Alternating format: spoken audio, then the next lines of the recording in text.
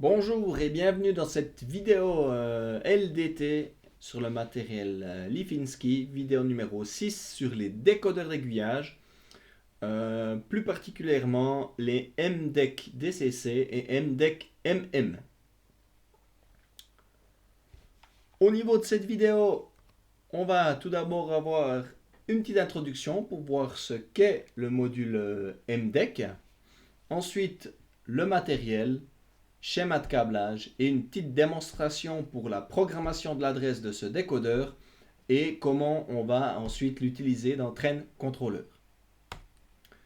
MDEC, qu'est-ce que c'est? Tout simplement un décodeur pour 4 moteurs d'aiguillage, donc 4 moteurs d'aiguillage, pas des éléments électromagnétiques, mais vraiment les moteurs. Une petite image est affichée ici où on a les types de moteurs, Tillig, Conrad, Hoffmann, Fulgurex ou les Mako. Donc vraiment ce qui contient un moteur sur lequel on a deux fils et ensuite on va en fait piloter soit la tension sur un fil et sur l'autre. Donc on va changer la polarité et ensuite normalement la plupart de ces moteurs ont toujours un fin de course qui va arrêter le moteur tout seul.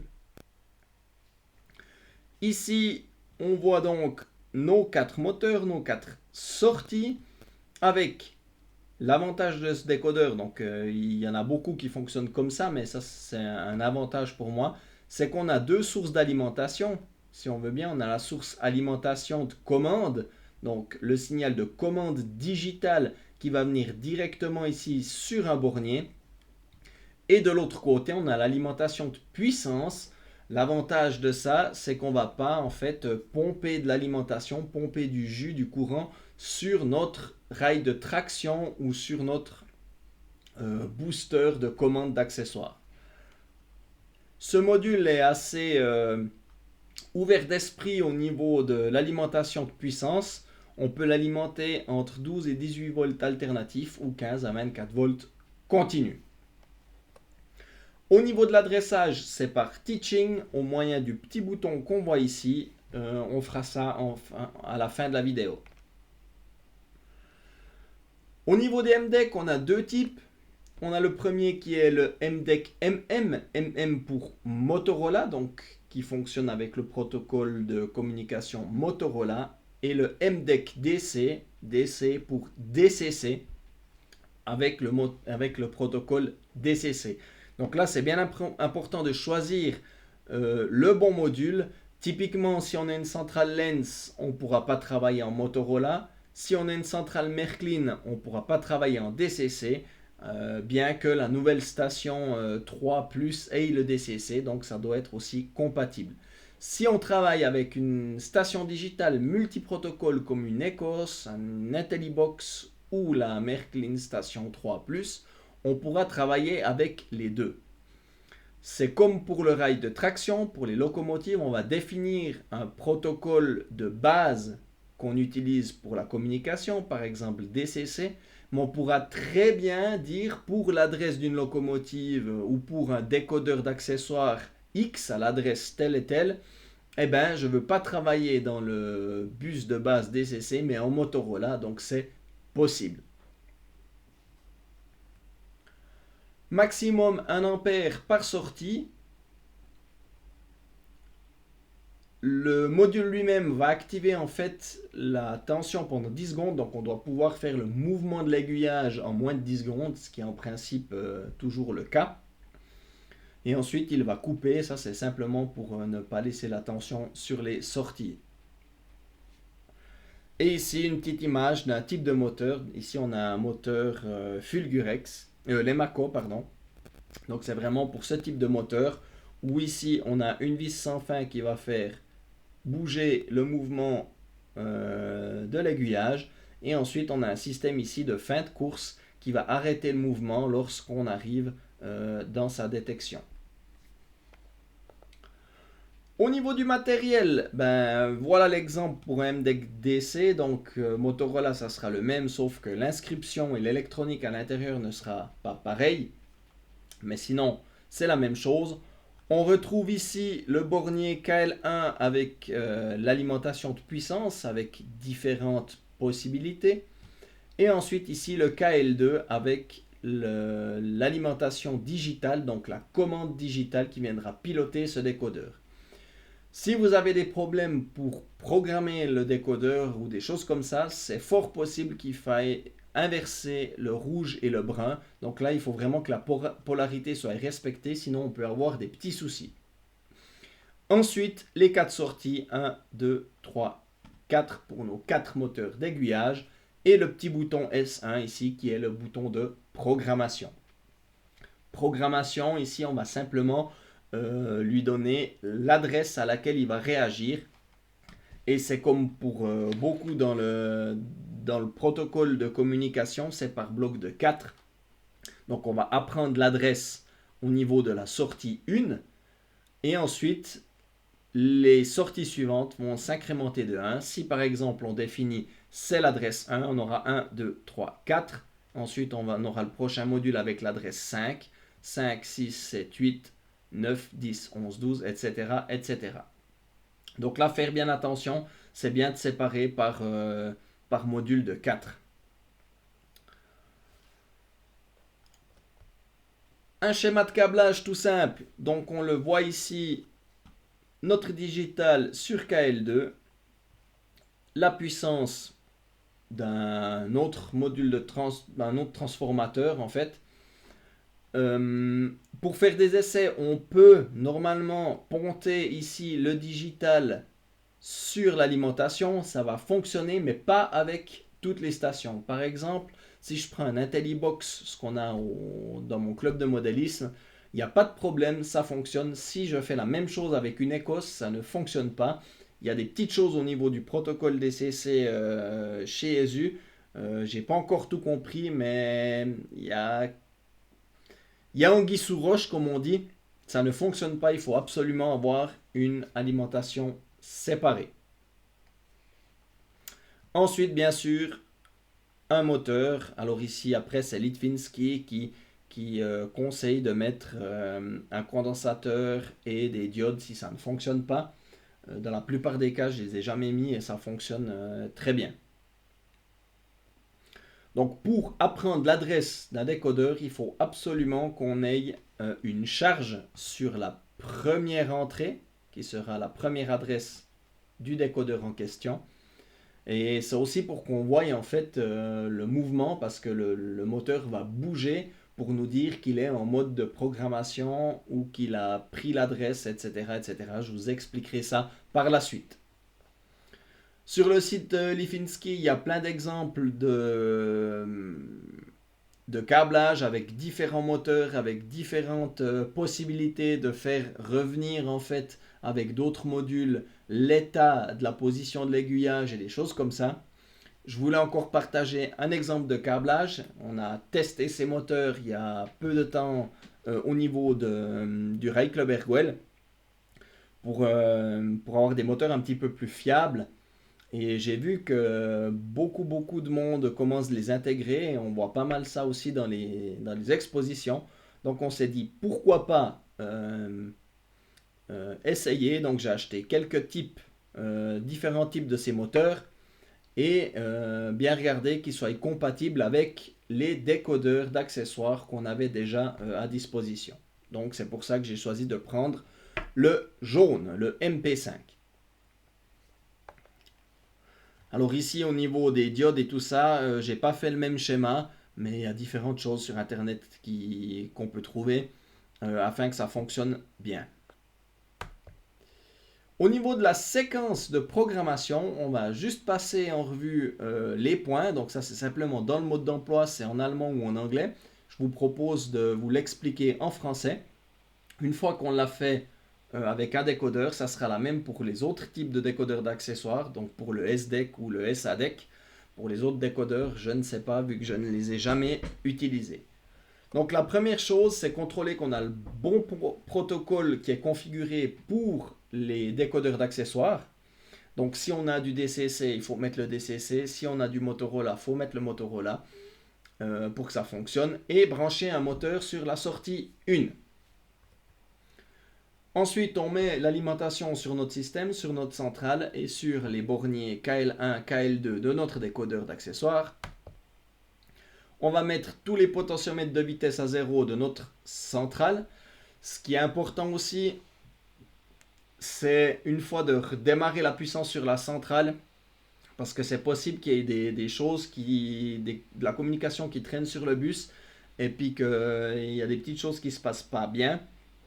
Donc ça, c'est quelque chose qu'il faut faire. Et si on est ennuyé, il faut faire un petit reset au niveau de la station. Par exemple, sur une IntelliBox, on presse quelques secondes sur Stop Go en même temps et ça reset en fait la mémoire tampon, ce qui va empêcher d'avoir des soucis. Ensuite, on presse le bouton de programmation S1. Une fois qu'on a pressé le bouton de programmation S1, le moteur va faire des va-et-vient tous les 1,5 secondes environ. Si ça fait autre chose, c'est qu'on a un souci de câblage ou un souci de communication. Mais ça doit vraiment faire ses va-et-vient. Ensuite, on aura déclaré au niveau de notre centrale ou depuis le logiciel Train Controller, mais moi j'aime bien le faire depuis la centrale, un accessoire avec une adresse à laquelle on veut donner à notre décodeur. Toujours par bloc de 4, ça veut dire si je veux le décodeur qui est en troisième position, ça sera l'adresse 9, vu que le premier sera 1, 2, 3, 4, le deuxième 5, 6, 7, 8, le troisième 9, 10, 11, 12. Donc on va donner l'adresse 9 à notre accessoire au niveau de notre centrale digitale. Et ensuite, une fois qu'on a fait ça, définir le protocole. En principe, on va mettre celui qu'on a défini comme protocole de base. Et une fois qu'on va activer cet accessoire, notre moteur va faire des va-et-vient plus rapides pendant quelques secondes. Ça veut dire qu'il a pris l'adresse en compte et il va repasser en mouvement plus lent, donc des va-et-vient toutes les 1,5 secondes. Une fois qu'on a fait ça, on va represser le bouton de programmation pour terminer, finaliser cet apprentissage et l'adresse est prête. On pourra utiliser notre décodeur d'accessoires normalement. Donc on va faire une petite démonstration. J'ai mon Ecos ici qui est en fait branché. Au niveau de mon Ecos, et ça peut être différent au niveau des centrales digitales, on a ici au niveau de la voie le protocole standard qu'on utilise pour les locomotives qui est DCC 28 chez moi. Et ensuite le protocole standard qu'on utilise pour les articles magnétiques, respectivement c'est les accessoires, ou pour moi c'est en DCC. Si je mets ma petite webcam sur mon banc de test, j'ai un MDEC DC, DCC, donc c'est bien ça, je choisis le DCC. Si j'ai un Motorola, on vient simplement choisir Motorola. Je ferai l'essai plus tard avec d'autres types de décodeurs où j'ai, pour faire les essais, un DCC et un Motorola. Puis on va un petit peu jouer avec ça pour voir si on doit venir changer le protocole standard la première fois. Parce que c'est clair qu'on ne pourra pas chercher un décodeur Motorola si on a le protocole DCC qui est inscrit dedans. Mais on va faire quelques essais et puis je reviendrai là-dessus. Partons du principe ici qu'on est en DCC. Très bien. Ensuite, je vais venir ici dans mes accessoires.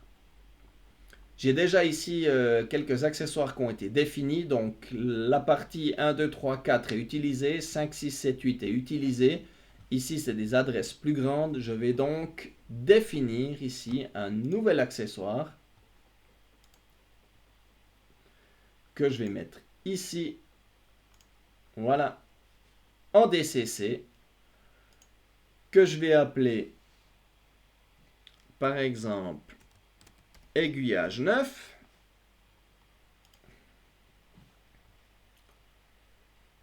On va laisser les paramètres de base et ici on va mettre l'adresse 9 et on voit bien ici au niveau des trames de données qu'on est bien sur le troisième groupe, première sortie.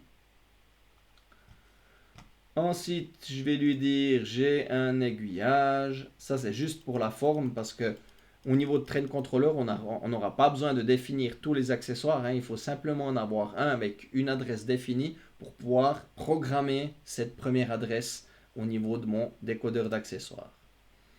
Aiguillage gauche. OK. OK. J'ai mon aiguillage qui est prêt. Tac. Voyage privé en Polynésie. Ça sera pour une autre fois.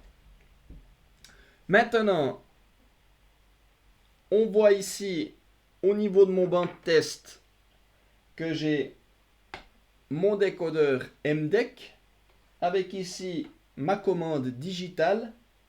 De l'autre côté, une alimentation. Alors j'ai mis ce que j'avais. J'ai un transfo Conrad 18 volts alternatif. C'est un peu beaucoup pour mon moteur, mais ma foi, pour l'essai une ou deux fois, ça suffira. Et ensuite, sur ma première sortie ici, j'ai mis mon petit moteur ici, les Mako. Donc pour l'apprentissage, je vais mettre la puissance sur ma centrale. Tout se passe bien. Je viens presser une fois sur mon bouton et on voit que mon moteur bouge toutes les 1,5 secondes. Je vais maintenant venir activer ici mon accessoire sur mon Ecos à l'adresse 9 et vous allez voir, le moteur va bouger quelques fois plus rapidement. Voilà, on l'a vu 3-4 fois. Il revient en mode de mouvement tous les 1,5 secondes. Et qu'est-ce que je fais? Je represse une fois le bouton de programmation S1 et ma phase de programmation est terminée. Si je clique maintenant sur mon accessoire au niveau de mon Ecos, voilà. Alors il y a un peu beaucoup de tension, mais ça fonctionne. Si on va maintenant au niveau de Train Controller, on va ouvrir Train Controller. Voilà.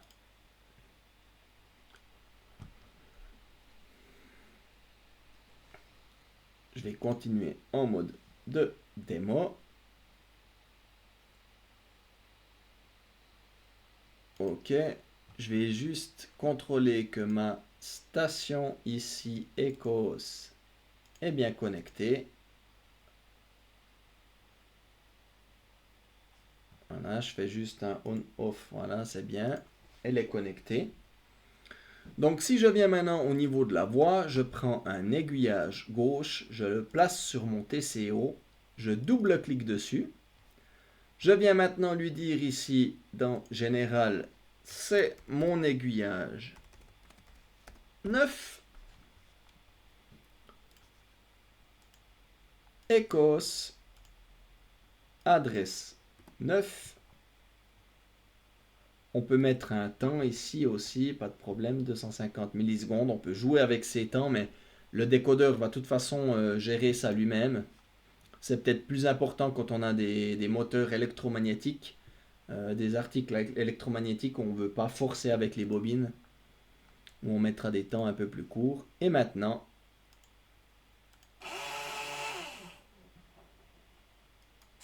tout simplement, ça fonctionne depuis mon TCO.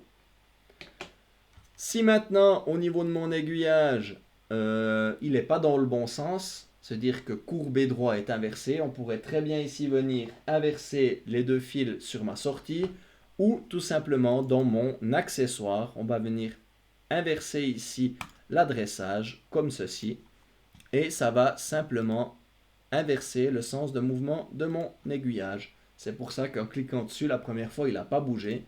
Et maintenant, il rebouge. Voilà! C'est ce que je voulais montrer dans cette petite vidéo. Qu'est-ce qu'était en fait le MDEC? À quoi ça sert? Comment on le configure? Comment on configure son adresse de base? Et comment on l'utilise au niveau de Train Controller. Si ça vous a été utile, toujours, je me recommande le petit pouce bleu. Abonnez-vous pour les prochaines vidéos en bas à droite de ma vidéo. À la prochaine. Bye bye à tous.